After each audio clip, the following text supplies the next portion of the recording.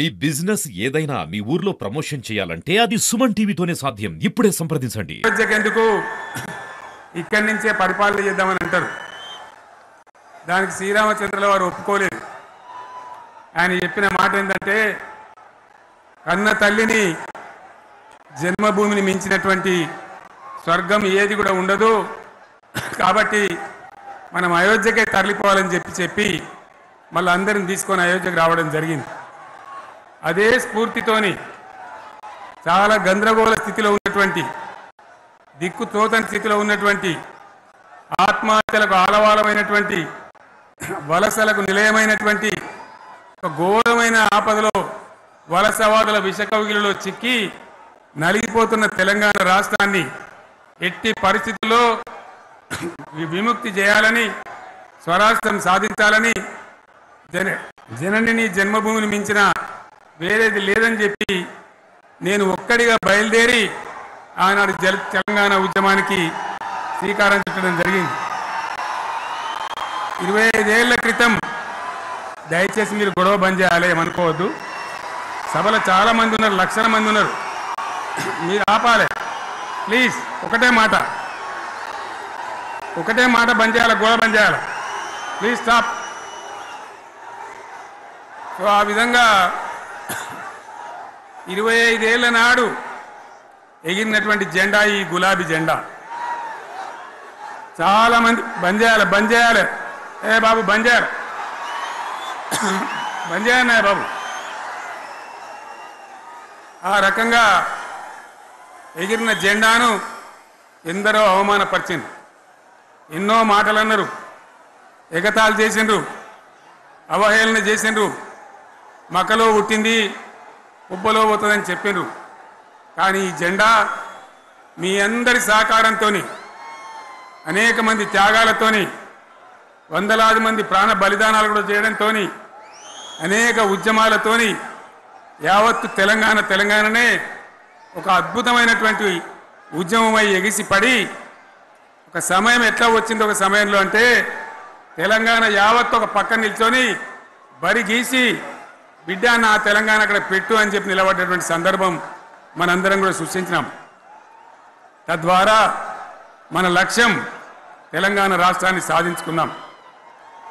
ఆ తదనంతరం ప్రజలు దీవిస్తే 10 సంవత్సరాల పాటు అద్భుతమైనటువంటి దగదగలాడే తెలంగాణ తయారు చేసి, అందరూ బిత్తరపోయే విధంగా, ఆశ్చర్యపడే విధంగా బ్రహ్మాండమైన తెలంగాణ నిర్మాణం చేసుకున్నాం.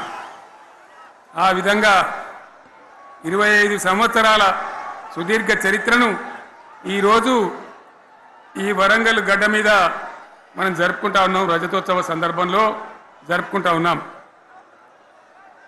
చాలామంది చాలా రకాల ప్రయత్నాలు చేసినారు. ఇక్కడ కూడా ఇప్పుడు కూడా బ్రహ్మాండమైనటువంటి ప్రయత్నాలు చేస్తూ ఉన్నారు. నేను ఒక్కటే మాట చెప్తా ఉన్నా, ఈ గడ్డకు ప్రత్యేకత ఉంది. ఇది రాణి రుద్రమ్మ ఏలిన వీరగడ్డ, సమ్మక్క సారక్కల పోరుగడ్డ, బమ్మెర పోతన కవితా మాధుర్యం పండించినటువంటి జీవగడ్డ. ఈ వరంగల్ నేలకు నేను వందనం చేస్తూ ఉన్నాను. మన అమరవీరులకు శిరస్సు వంచి నివాళులు అర్పిస్తూ ఉన్నాను. 1969లో మూగబోయిన తెలంగాణ నినాదానికి తిరిగి జీవం పోసింది ఈ గులాబీ జెండాని మీ అందరికీ నేను మనవి చేస్తూ ఉన్నాను. ప్రజలు పరిపాలన అప్పగిస్తే విధ్వంసమైన తెలంగాణను వికాసం పథంలో నడిపించింది ఈ తెలంగాణ. దానికి కూడా ఈనాడు కరెక్ట్గా 25 ఏళ్ళు నిండుతూ ఉన్నాయి. ఆనాడు కొండా లక్ష్మణ్ బాపూజీ గారు ఆశ్రయం ఇస్తే ఏప్రిల్ 27, 2001న జలదృశ్యంలో టీఆర్ఎస్ ఆవిర్భావం తెలంగాణ చరిత్రనే మలుపు తిప్పిన ఒక మహోజ్వల ఘట్టం.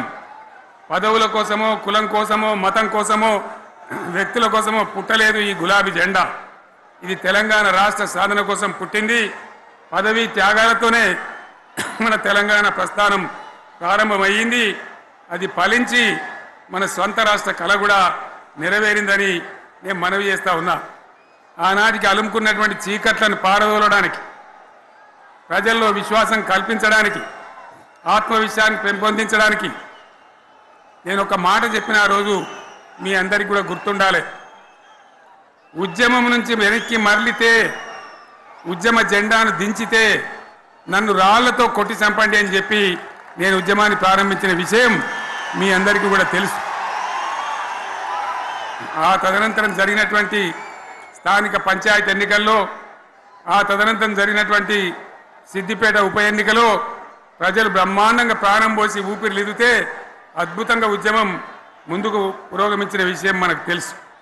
60 ఏళ్ల సమైక్య పాలనలో తెలంగాణది ఎంత గోస, ఎంత దుఃఖం, ఎంత వేదన, ఎంత హింస, ఎంత అణిచివేత చూసినామో మనందరికీ కూడా బాగా తెలుసు. గోదావరి కృష్ణనీళ్ళు దక్కకుండా తరలిపోతే తల్లి సనుబాలకు నోచని పిల్లల్లాగా తెలంగాణ బిడ్డలు రోధించారు. కరువుల కాటకాలకు గురయ్యారు. అర్ధరాత్రి కరెంట్లు పెట్టబోయి పాములు గుట్టి, తేలు గుట్టి చాలా భయంకరంగా అనాథల్లాగా చనిపోయినారు. ఆ రకంగా జరుగుతూ ఉంటే ఇక్కడ ఉన్నటువంటి ఆనాడు కాంగ్రెస్లో, టీడీపీలో ఉన్నటువంటి నాయకులు పదవుల కోసం పెదవులు మూసిండ్రు తప్ప ఏనాడు నోరు తీసి కొట్టాడలేదు. గులాబీ జెండా ఎగిరేదాకా కనీసం తెలంగాణ సోయిని కూడా ప్రదర్శించలేకపోయినారు. మీ అందరికీ తెలుసు, తెలంగాణ కోసం అవసరమైన ప్రతి సందర్భంలో పదవులు త్యాగం చేసిన వాళ్ళు బీఆర్ఎస్ బిడ్డలు అని చెప్పి నేను గర్వంగా మనవి చేస్తా ఉన్నా. కానీ పదవుల కోసం తెలంగాణను ఆగం చేసిన వాళ్ళు ఆనాడు ఉన్నటువంటి కాంగ్రెస్ నాయకులు అని చెప్పి కూడా నేను మనవి చేస్తా ఉన్నా. చంద్రబాబు నాయుడు ఆనాడు ముఖ్యమంత్రిగా ఉండి ఎంత ఘోరమంటే హైదరాబాద్ నడిబొడ్డున ఉండే తెలంగాణ గడ్డలో ఉండేటువంటి రాజధానిలో మన శాసనసభలో తెలంగాణ పదాన్ని నిషేధించినాడు. తెలంగాణ అనవద్దని స్పీకర్ ద్వారా రూలింగ్ ఇప్పించినారు. ఇదే జిల్లాకు చెందినటువంటి ప్రణయ్ భాస్కర్ గారు ఆ రోజు ఎమ్మెల్యేగా శాసనసభలో తెలంగాణ అంటే అది నేరమైనట్టుగా పరిగణించి తెలంగాణ పదాన్ని నిషేధించేటువంటి ప్రయత్నం చేసినారు. మిత్రులారా, మీకు అందరికీ చరిత్ర తెలుసు. ఆనాడైనా ఏనాడైనా ఈవెన్ ఈనాడైనా తెలంగాణకు విలన్ నంబర్ 1 కాంగ్రెస్ పార్టీ అని మనవి చేస్తా ఉన్నా. మనందరికీ కూడా తెలుసు ఆ విషయం. తెలంగాణ హైదరాబాద్ స్టేట్ పేరుతో ఉన్ననాడు ప్రజలు వద్దంటుంటే కూడా బలవంతంగా తెలంగాణను ఆంధ్రాతో కలిపిన వాళ్ళే. ఏందా బాబు, ఏందా పనిలేదా? రెడ్డి ఎవరెవరు పోండి, మీరు మీకేం పనిలేదా? ఈ 10 మంది కాదు కదా, సభ అంతా ఉంది కదా, ఉండండి, కామ్ ఉండండి, డిస్టర్బ్ చేయదు మీరు. అట్లా బలవంతంగా ఆనాడు ఆంధ్రలో విలీనం చేసింది కాంగ్రెస్ పార్టీ, జవహర్లాల్ నెహ్రూ. 69లో ఉద్యమం వస్తే 400 మంది తెలంగాణ బిడ్డలను పిట్టల్లాగా కాల్చి చంపింది ఇందిరాగాంధీ ప్రభుత్వం, ఆనాడు ఉన్నటువంటి కాంగ్రెస్ పరిపాలన. మళ్ళీ 2001 నుంచి మనం విజృంభిస్తే నంగనాచిలాగా ఇదే కాంగ్రెస్ వచ్చి మన బలాన్ని, మన ఊపును చూసి పొత్తు పెట్టుకొని తెలంగాణ ఇస్తామని నమ్మబలికి మనతో పొత్తు పెట్టుకున్నది కూడా మీరు చూసినారు. మళ్ళా ఎగ్గొట్టే ప్రయత్నం చేసినారు. 14 ఏళ్ళు ఏడిపించినారు. అది మీ అందరికి తెలుసు. వాళ్ళు ఎట్టెట్లా చేస్తూ ఉంటే వాళ్ళ మోసాన్ని కప్పేయడానికి నేను ఇదే జయశంకర్ సార్ కలిసి 36 పార్టీలతోని సమ్మతి లేఖలు తెచ్చినాం. దేశ రాజకీయ వ్యవస్థను మొత్తం ఒప్పించినాం. కాంగ్రెస్ మెడలు వంచినాం.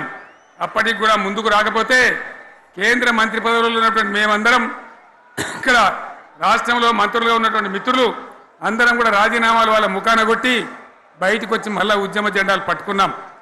ఆ తర్వాత కూడా కదిలిసి రాకపోతే నేను ప్రాణాలకు తెగించి చివరికి ఆమరణ దీక్షకు పొందుకున్న సంగతి కూడా మీకు తెలుసు. ఆ సందర్భంలో భయపడ్డ కాంగ్రెస్ పార్లమెంట్లో ప్రతిపక్షాలన్నీ కాంగ్రెస్ గొంతు పట్టుకుంటే అప్పుడు దిగివచ్చి తెలంగాణ కోసం ప్రకటన చేసిన విషయం మీకు తెలుసు. మళ్ళీ ప్రకటన వెనక్కి తీసుకొని మళ్ళా వెనుకకు పోయినారు. ఆ తర్వాత సకల జనుల సమ్మె కావచ్చు, సాగర హారాలు కావచ్చు, వంట వార్పులు కావచ్చు, అనేక రూపాలలో విజృంభించి మళ్ళీ భయంకరమైన పోరాటం చేసినాం. మళ్ళీ 3 ఏళ్ల తర్వాత వాళ్లకు రాజకీయ అవసరం ఏర్పడి ఆనాడు వచ్చి మళ్ళీ తెలంగాణ ఇస్తామని ప్రకటించి వాళ్ళకి ఇష్టం లేకపోయినా తెలంగాణ సృష్టించినటువంటి ఆ సుడిగాడుపులకి తట్టుకోలేమని భయపడి తెలంగాణ ఇచ్చిన విషయం కూడా మీకు తెలుసు. తదనంతరం ప్రజలు మనకు అధికారం ఇచ్చినారు. దాన్ని మనం ఏదో అధికారం అనుభవించడానికి తీసుకోలే, బాధ్యతగా తీసుకున్నాం. ఎంత బ్రహ్మాండంగా పనిచేసినాం. రాష్ట్రాన్ని మన చేతిలో పెడితే ఎక్కడున్న తెలంగాణను ఎక్కడ తీసుకొని పోయినాం. అనేక రంగాలలో please please please please please ఒకటే మాట, ఏ బాబు ఇక్కడ నేను మాట్లాడుతున్నా, అక్కడ మీరు మాట్లాడుతున్నా, మీకు ఏమైనా అర్థం ఉన్నదా? ఏది అర్థం కావాలి ప్రజలకు? ఏం పని లేదావా? ఇదేం పద్ధతి? మీరు పార్టీ కార్యకర్తలేనా? సైలెన్స్ ఉండండి. అంతమంది నన్ను లక్షల మంది, మీరు 10 మంది ఏందా ఇక్కడ? 10 నిమిషాలు సైలెంట్గా ఉండలేరా? చివరిలో బాగా చెప్తాం, స్లోగా అద్భుతంగా దుంకుదాం, స్టేజ్ ఎత్తు దుంకుదాం. మీరు బాధ్యత చూడాల్సింది ఏంటంటే మీరు అరవడం బంద్ చేయండి. ఇంతమంది ఉన్నారు, ఏం సీఎం పనిలేదా నీకు? మళ్ళీ అందరు ఇళ్ళకి చేరుకోవద్దా? క్షేమంగా పోవద్దా? ఎక్కడెక్కడి నుంచో దూరం నుంచి వచ్చిన వాళ్ళు ఉన్నారు. 10 నిమిషాలు మీరు సైలెంట్గా ఉండండి. ముందరున్న వాళ్ళు 10 ఏళ్ళ బీఆర్ఎస్ పాలనలో ఎక్కడున్న తెలంగాణ ఎక్కడికి పోయింది? ఎన్ని రంగాలలో ఎన్ని అవార్డులు వచ్చినాయి? ఎన్ని అద్భుతమైన పనులు చేసి చూపెట్టినాం. తెలంగాణ అంటే ఒక